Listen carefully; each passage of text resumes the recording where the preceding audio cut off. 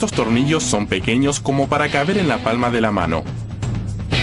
Pero solo uno de ellos puede soportar 18 toneladas de peso. Se utilizan para trabajos realmente grandes, como sostener las estructuras internas de puentes y edificios. Su rendimiento es muy importante, sobre todo si consideramos que están hechos con una sola pieza de cable.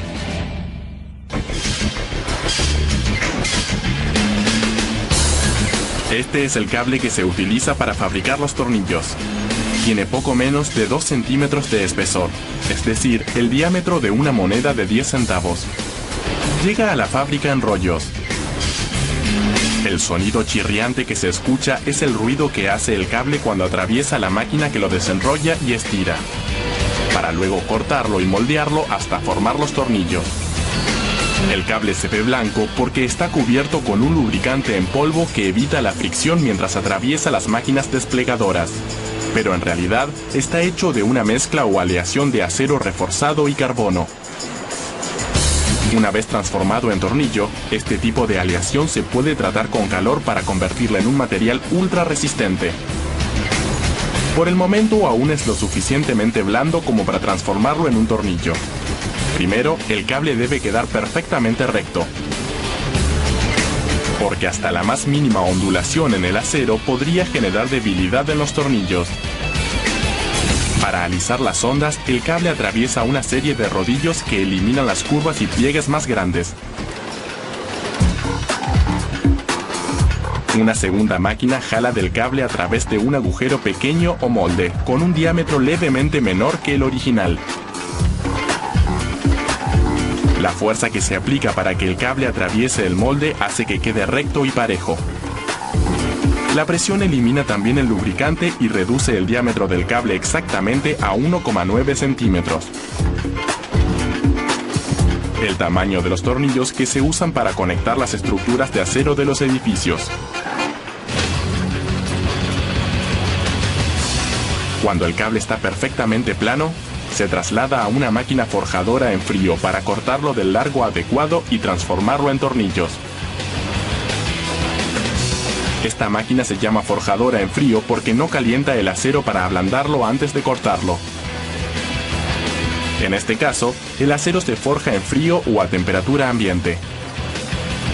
Las 75 toneladas de fuerza necesarias para transformar el cable en tornillos comprimen las moléculas del acero y refuerzan el material.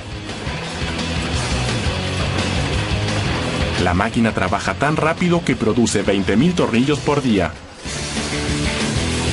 Pedimos que disminuyeran la velocidad de la máquina para que puedan ver cómo se forman los tornillos. El primer molde golpea los discos con 20 toneladas de fuerza y comprime el acero en una cubierta ligeramente más gruesa. El siguiente molde presiona el extremo con una fuerza de 75 toneladas para formar la cabeza.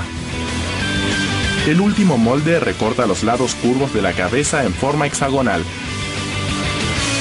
Sin estas caras planas, sería imposible sostener y ajustar los tornillos. Lo único que falta es la rosca o filete a lo largo del eje donde se colocan las tuercas que aseguran los tornillos. Para tallar las roscas, pasan de a uno por vez entre los discos acanalados de una máquina fileteadora. Estos discos trabajan como una especie de máquina para hacer pasta gigante. Gira y presiona con 50 toneladas de fuerza entre las ranuras de las placas para formar la rosca. Los tornillos salen de la fileteadora completamente formados y listos para el tratamiento con calor que reagrupará las moléculas del acero, dejándolas aún más fuertes.